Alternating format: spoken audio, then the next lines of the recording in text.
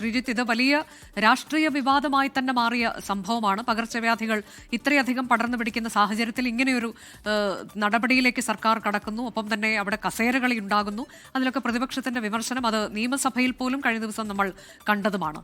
ഇവിടെ രാഷ്ട്രീയ വിജയം നേടിയിരിക്കുന്നു സർക്കാർ എന്ന് തന്നെയല്ലേ ഈ സംഭവത്തെ കാണേണ്ടത്? നമുക്കറിയാം, ആരോഗ്യമന്ത്രി തുടക്കത്തിൽ ഇതിൽ ഒരു കാരണം പറയുന്നു. അതിൽ ഉത്തരവ് ആദ്യം പുറത്തിറങ്ങുമ്പോൾ അവധി എന്ന കാര്യം ചൂണ്ടിക്കാണിക്കുന്നു. പിന്നീട് ആരോഗ്യമന്ത്രിയുടെ ഭാഗത്തു നിന്ന് ചില പരാമർശങ്ങൾ ഉണ്ടാകുന്നു. അതെല്ലാം കഴിഞ്ഞിട്ടാണ് അഡ്മിനിസ്ട്രേറ്റീവ് ട്രൈബ്യൂണലിന്റെ ഭാഗത്ത് നിന്ന് തിരിച്ചടി നേരിടുന്നു. ഇപ്പോൾ കോടതിയുടെ ഭാഗത്ത് നിന്ന് ആശ്വാസകരമായൊരു നടപടി. അപ്പോൾ അതൊരു രാഷ്ട്രീയ വിജയമാണ്.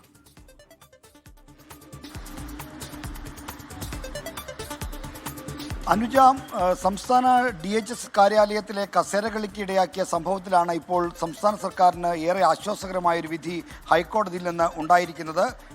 അഡീഷണൽ DHS തസ്തികയിൽ നിന്ന് DHS തസ്തികയിലേക്ക് ഉയർത്തപ്പെട്ട ഡോക്ടർ വി മീനാക്ഷിയുടെ നിയമനം സാധൂകരിക്കപ്പെടുകയാണ്. എന്നാൽ ഇതുമായി ബന്ധപ്പെട്ട് KJ റീന, നേരത്തെ DHS തസ്തികയിൽ നിന്ന് മാറ്റപ്പെട്ട ഡോക്ടർ KJ റീന നൽകിയ അപ്പീലാണ് ഇപ്പോൾ ഹൈക്കോടതി തള്ളിയിരിക്കുന്നത്. എന്തായാലും സർക്കാരിൻ്റെ ഈ വാദങ്ങൾ അംഗീകരിച്ചത് വലിയ ആശ്വാസകരമായ കാര്യമാണ്. പ്രത്യേകിച്ചും ഈ പകർച്ചവ്യാധി വ്യാപനവുമായി ബന്ധപ്പെട്ട വീഴ്ചകളുണ്ടെന്ന ആക്ഷേപങ്ങൾ സർക്കാർ തുടക്കത്തിലെ കേൾക്കുകയാണ്. ഇതിനിടയിലാണ് DHS തസ്തികയിൽ ഉണ്ടായിരുന്ന ഡോക്ടർ KJ റീനയെ സ്ഥലം മാറ്റിയത്. ആദ്യം നേരത്തെ അനുജ സൂചിപ്പിച്ചതുപോലെ ആദ്യമിറക്കിയ ഉത്തരവ് പിന്നീട് തിരുത്തി. ആദ്യം ഉത്തരവിൽ ചൂണ്ടിക്കാണിച്ചത് അവർ ലോങ് ലീവ്, ഈ പകർച്ചവ്യാധി വ്യാപന സമയത്ത് 15 ദിവസത്തെ അവധി എടുത്തതുകൊണ്ടാണ് അവരെ മാറ്റുന്നതെന്നായിരുന്നു. എന്നാൽ ആ ആരോപണം, ആ ഉത്തരവിലെ കാര്യങ്ങൾ നിഷേധിച്ചുകൊണ്ട് ഡോക്ടർ റീന രംഗത്തെത്തി. താൻ 2.5 ദിവസത്തെ അവധിക്ക് മാത്രമാണ് അപേക്ഷിച്ചതെന്നാണ് പറഞ്ഞത്. എന്നാൽ പിന്നീട് ആരോഗ്യമന്ത്രി K മുരളീധരൻ അവർ സർക്കാരിന് താല്പര്യമുള്ള രീതിയിൽ പ്രവർത്തിച്ചില്ല എന്നതുകൊണ്ടാണ് മാറ്റിയത്. സർക്കാരിനെ മാനിക്കാത്ത, അനുസരിക്കാത്ത ആളുകളെ വേണ്ട, അത്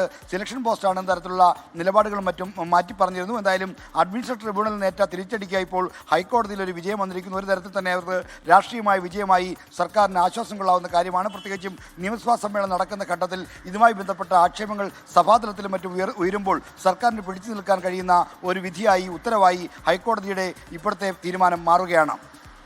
ശ്രീജിത്ത്, ഇപ്പോൾ ഈ കോടതി പറഞ്ഞ ഒരു കാര്യം, ട്രൈബ്യൂണലിന്റെ സ്റ്റേ ഉത്തരവ് നടപടിക്രമങ്ങൾ പാലിക്കാതെയാണ് എന്നതാണ്. ഒപ്പം പുതിയ DHSന് ചുമതല ലഭിച്ച ശേഷമാണ് ഡോക്ടർ റീന ട്രൈബ്യൂണലിനെ സമീപിച്ചത് എന്നതുൾപ്പെടെയുള്ള കാര്യങ്ങൾ കോടതി ചൂണ്ടിക്കാണിക്കുന്നുണ്ട്.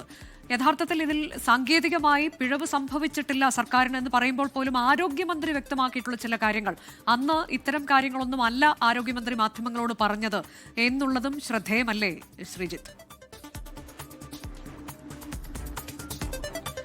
തീർച്ചയായും സാങ്കേതികമായ കാരണങ്ങൾ ചൂണ്ടിക്കാണിച്ചുകൊണ്ടാണ് ഹൈക്കോടതി ഇപ്പോൾ അഡ്മിനിസ്ട്രേറ്റീവ് ട്രിബ്യൂണലിൻ്റെ ഉത്തരവ് സ്റ്റേ ചെയ്തിരിക്കുന്നത്. അതിൽ സാങ്കേതിക ഈ പിശകുകൾ ഉണ്ടായി. ഒന്നാമത്തെ പ്രശ്നം, DHS ആയി നിയമിതയായ മീനാക്ഷി ചാർജ് എടുത്ത ശേഷമാണ് നിയമനം ചോദ്യം ചെയ്ത് അഡ്മിനിസ്ട്രേറ്റീവ് ട്രിബ്യൂണലിനെ സമീപിച്ചത്. മാത്രമല്ല, ഈ ഉത്തരവുമായി ബന്ധപ്പെട്ട കാര്യങ്ങളിലും ചില കാര്യങ്ങൾ ചൂണ്ടിക്കാണിച്ചിരുന്നു. ഇതൊക്കെയാണ് ഇപ്പോൾ ഹൈക്കോടതിയുടെ ഉത്തരവിന് നിദാനമായത് എന്ന് വേണം മനസ്സിലാക്കാൻ.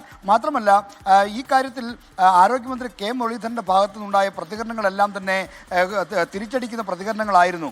ആദ്യം അവധി എടുത്തതുകൊണ്ടാണ് എന്ന് പറഞ്ഞു. എന്നാൽ അവധി എടുത്തെന്നുള്ള കാര്യം ഡോക്ടർ റീന നിഷേധിച്ചു.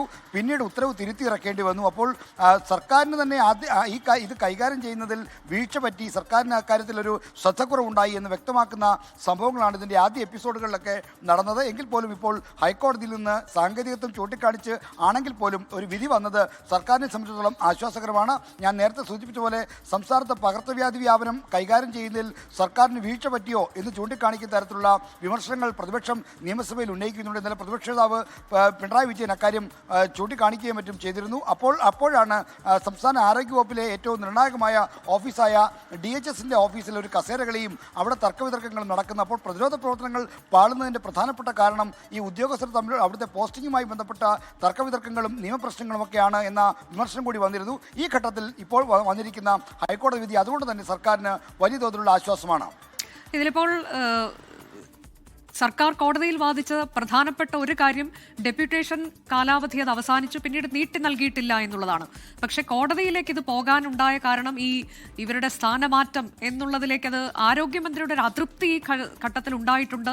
പ്രത്യേകിച്ച് നിപ്പയുമായി ബന്ധപ്പെട്ടൊക്കെയുള്ള കണക്കുകൾ പറയുമ്പോൾ അത് മറച്ചുവെച്ചു എന്നുള്ള അദ്ദേഹത്തിന്റെ ആ ആരോപണം, ഇത്തരത്തിലേക്കുള്ള ഒരു അതൃപ്തി കാരണമാണ് തിടുക്കത്തിൽ ഇങ്ങനെ ഒരു നീക്കത്തിലേക്ക് സർക്കാർ കടന്നത് എന്നുള്ളത് വ്യക്തമല്ലേ ശ്രീജിത്ത്?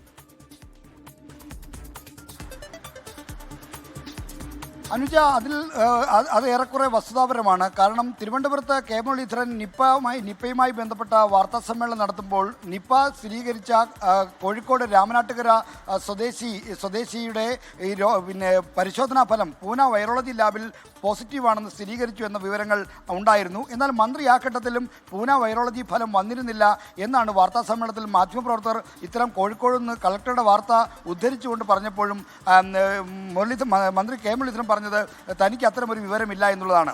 അപ്പോൾ അതടക്കമുള്ള വിവരങ്ങൾ ആരോഗ്യമന്ത്രിയെ ധരിപ്പിക്കുന്നതിൽ വീഴ്ച വരുത്തി, നിപ്പയുമായി ബന്ധപ്പെട്ട പ്രതിരോധ നടപടികൾ കൈകാര്യം ചെയ്യുന്നതിൽ വീഴ്ച പറ്റി തുടങ്ങിയ കാരണങ്ങൾ ചൂണ്ടിക്കാണിച്ചുകൊണ്ടാണ് DHS ആയിരുന്ന ഡോക്ടർ KJ റീനയെ അവിടെ നിന്ന് മാറ്റി പകരം ഡോക്ടർ വി മീനാക്ഷി അവിടേക്ക് നിയമിച്ചത്. അപ്പോൾ സർക്കാരിന് അപ്രീതി ഉണ്ടായി എന്നതാണ് വസ്തുത.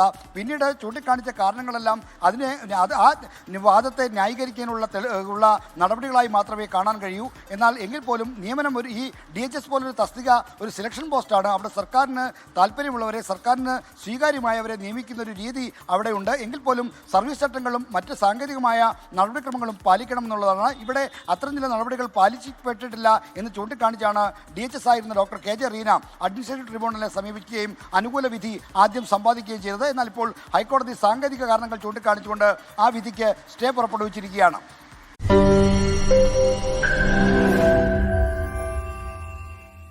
ലോകത്തെവിടെയായാലും ഏത് സമയത്തും 24 വാർത്തകളും ഓഗ്മെന്റഡ് റിയാലിറ്റി പാക്കേജുകളും എക്സ്പ്ലെയിനറുകളും വിശദമായി കാണാൻ ഞങ്ങളുടെ യൂട്യൂബ് ചാനൽ നിങ്ങൾക്ക് സബ്സ്ക്രൈബ് ചെയ്യാം.